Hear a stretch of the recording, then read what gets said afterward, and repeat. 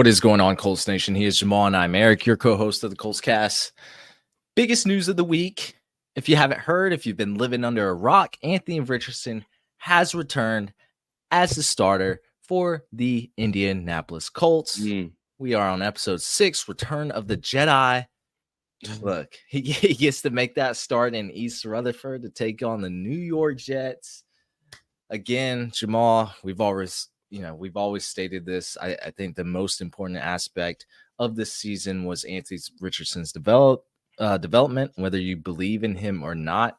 It was to get him to that point where he was that starter for the future.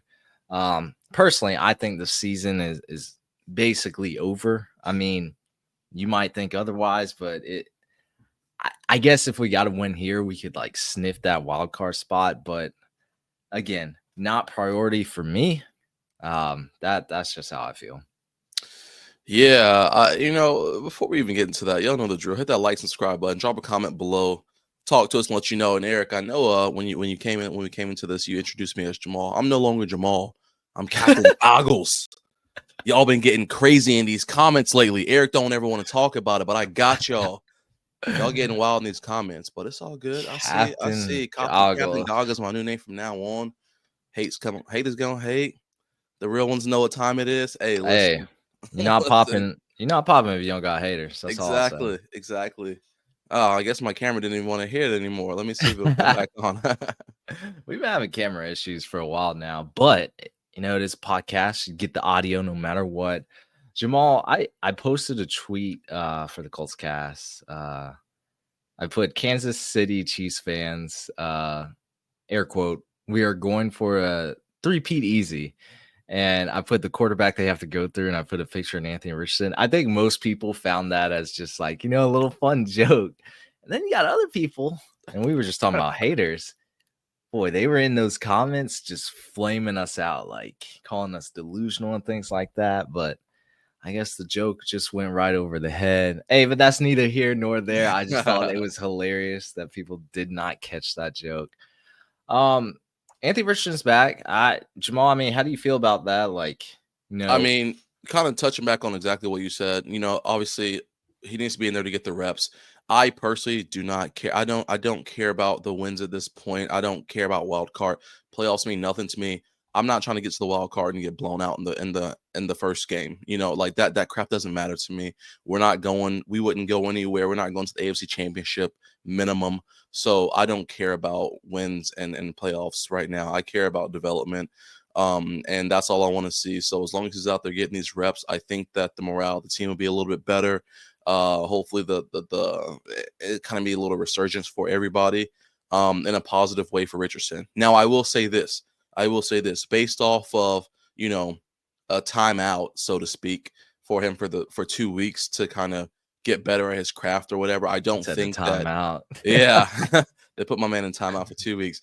I don't think that truly changes too much as far as it goes. Like, you don't just completely learn like the maturity and all that stuff over 14 days. It just doesn't work like that in life.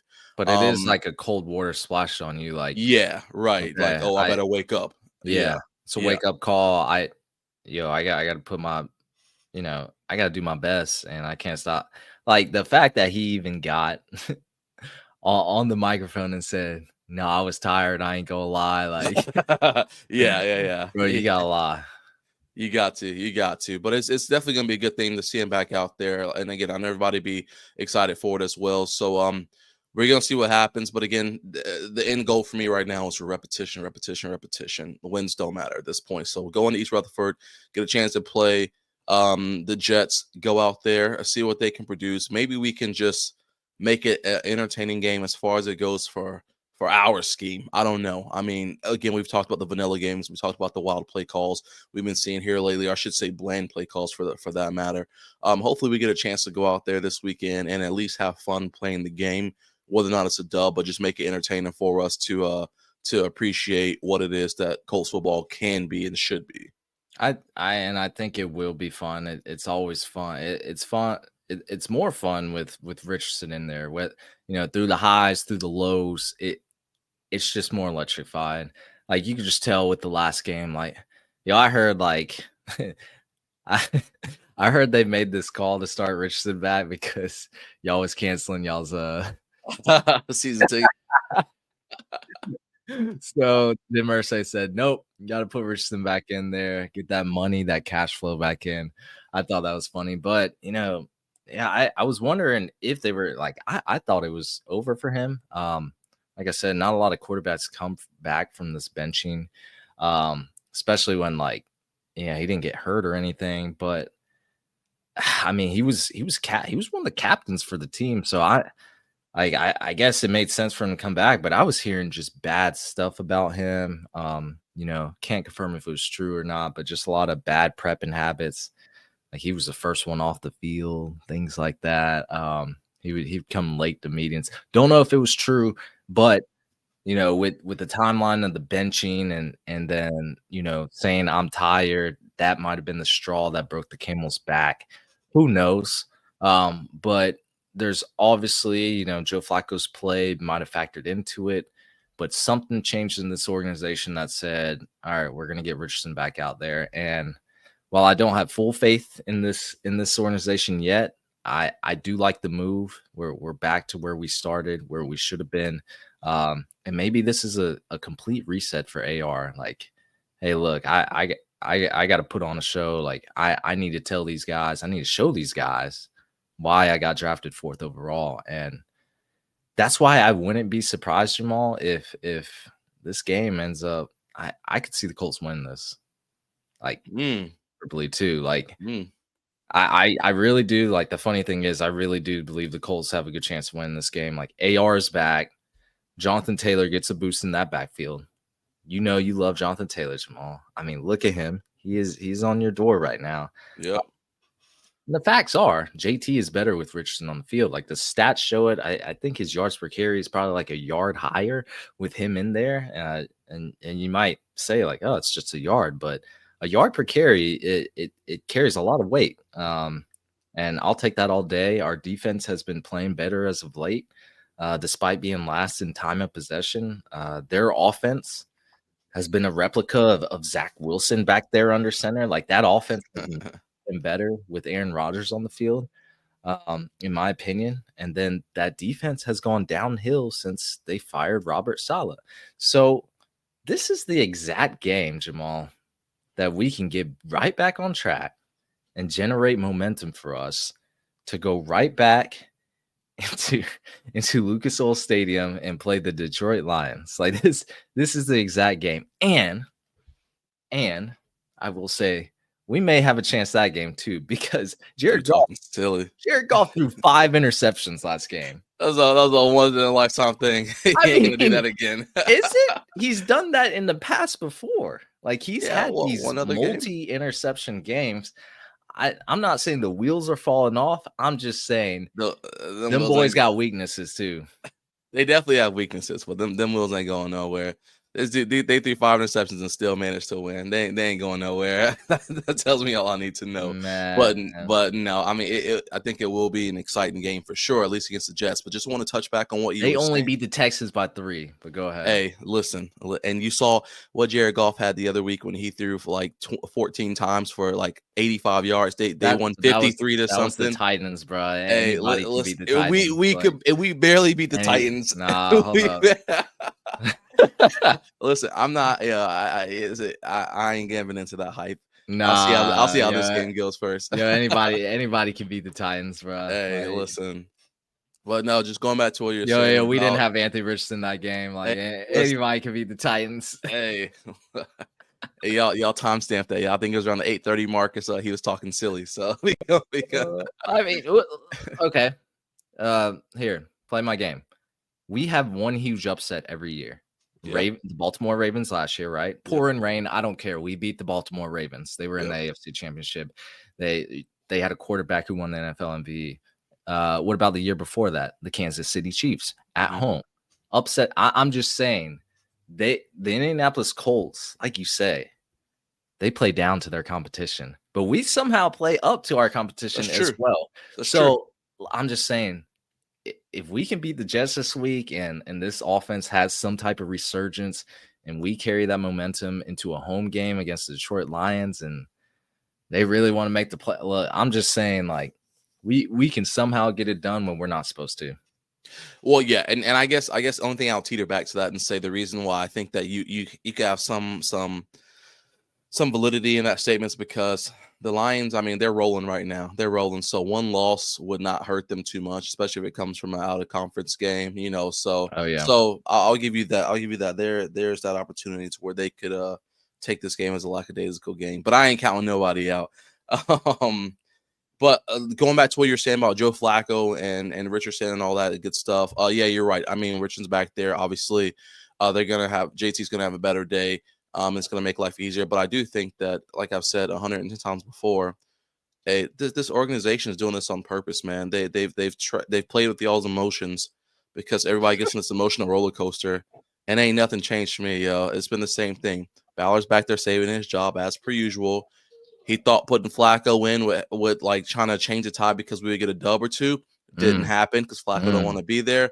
They see this thing take 4 steps back, and they're like, "Oh shoot, what do we do about that?" I mean, Chris Ballard, he's like, "What do I do now? I can't keep having Shane go up there every week and say, well, Joe Flacco's a starter. So now let's make the people happy. Let's get AR back in there. Let's tear everybody's mind off. Hey, we forgot about Chris Ballard again because Richardson's back in there. It's the Gus Bradley effect. Whenever the defense plays bad, y'all want to fire Gus Bradley. Whenever the defense plays good, y'all don't want to fire Gus Bradley. Fire Gus Bradley no matter what. Fire Chris Ballard no matter what. No matter what they make, it's going to be the wrong decision. Let them go. Jamal, it is very interesting that Chris Ballard has a losing record, and I mean he's had a longer tenure than Ryan Grigson. I will say, but he did get he had to inherit the Andrew Luck retirement. But I mean, he is what 56 and 67 and 1 as a GM. I mean, Bill Polian and Grigson had winning records. So I mean, the bar has been set really low for Ballard, and you know where you draw that line into how to inherit a Andrew Luck retirement versus you got to get your job done. That's up for opinion, but I will say, I mean this now that we're not in win now mode, we switch back to Richardson. We save the season tickets. We get praise from the fan base, some fans now. And Chris Ballard's all safe. He's all good now. Yeah, because y'all scared to let him go. Y'all, I don't know what it is about y'all Colts fans who are afraid to like move on in life. It makes zero sense to me.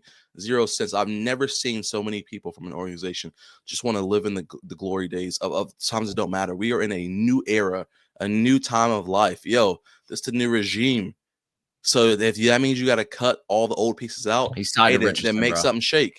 He's tied to Richardson. So now he's there until 2026. Hey, listen, that and I hope that all y'all are ready for poor mediocrity for the next 6 years or 2026 or 2 years, explodes, whatever. No. Listen, it won't even matter if Richardson explodes because Ballard's not going to put the tools around him to be the most successful that he can be. We've already seen that. Year over year. He does that for the offense, man. No, what he paid. Bro, no, we're not about to do this. He paid. Hey, save it for another episode. Yeah, I was gonna say because all y'all's wide receiver one, he paid all that money to, no production. Hey, listen, no, we know who our top receiver is in our team right now, but it was all good because we need him. We like our guy. I wish, man, I gotta make up a new meme, man. Listen, we not going down this rabbit hole today. I'm not doing it today. But what I'm gonna tell y'all is this: listen, there's a common denominator here in this game, and his name is Christopher Ballard. He is the person who sets y'all up for where we are right now. And people still continue to let him hide behind the mask, let him tuck his head until January comes and he gives us a BS speech. Everybody gets all upset. Then 4 weeks later, we forget about it till training camp. And we say, oh, we're going to do something. We're going to, to the offseason, we're going to get somebody good. And then y'all going to go in limbo because you're going to be so high because, oh, guess what? There's some rando who we should be worried about, but we're not going to because we got to make sure we have 25 million in cap space. And we're afraid to get any kind of person that can make this team better. So the mood's going to go back down. It's going to go back down. Then the draft's going to happen. And then you're going to say, oh, man, Ballard's going to trade back all the picks. And then we're going to get like a couple randoms. And you're going to be like, okay, guess what? Look at that raw score. It's a 9.95. That's all that matters. We're going to the Super Bowl. We're going to the Super Bowl. then guess what's going to happen? They're going to get cut or they're going to get hurt. And that's everybody's move's going to go right back down. It's going to go down. It's going to go down. It's going to go down. And then we're going to say, oh, it's all right because Chris Ballard will make a splash before the season starts. And then morale's going to come back up because whatever position we need, we're going to be like, oh, look at all these free agents we have. Look at all this talent we have. And guess what Chris Ballard's going to do? We like our guys. Move's going to go right back down. And then we're going to be back to square one come week 1. And y'all going to be saying the same song and dance. I don't know what's going on anymore. What's going on in the Colts organization? Blah, blah, blah, blah, blah. It's the same thing that's been happening since Ballard has walked in the building. Take off the mask. Open the eyes. You got to see what's going on, people. Years I've been telling you. Years and years and years. But y'all don't want to talk about it. Losing record. 1 divisional championship. 2 playoff wins? Conversation's done. Oh, we haven't had a divisional championship. Oh, sorry. Yeah, I apologize. Yeah, no division. Yeah, no. The Texans have won a couple. The Titans have won some. The Jags have won some. Captain Goggles have come. Yeah. We're not talking about this today. You man. woke up on the wrong side of the bed. You already started talking about it, but yeah. I'm done. That's all I got. I just want y'all to actually like understand the reality of the situation is that this organization is toying with everybody. They're giving you just a little bit of what you want. It's like they know you're hungry, so they give you a cracker because I know it's gonna shut you up for a few minutes. But then once that cracker's gone and you're back hungry, you're gonna start talking and they're gonna say, all right, fine, here's a piece of cheese. All right, fine, here's a piece of chocolate. Just enough to get y'all a little happy for just a second. And then they're gonna say, but you can't have no more. This ain't a buffet. They throwing scraps at y'all, and y'all are happy about it. Hey, we're not here to talk about that though. I had to do a Chris Ballard episode. Hey, Colts 30, Jets 9. You know what? Let's go. Colts 30, Jets 9. Colts 30, Jets 9. We're somehow going to revive this season and continue the cycle of mediocrity. Hey, but that's fine as long as we find our franchise quarterback. That's going to be it for us, everyone. Thank you for listening to the Colts Cast. We are live on Apple Podcasts, Spotify, YouTube, or any platform you use to listen to podcasts. And we'll be back next time to give you some more Indianapolis Colts content. Y'all, take care. Have a good weekend. Take it easy. Enjoy the weekend.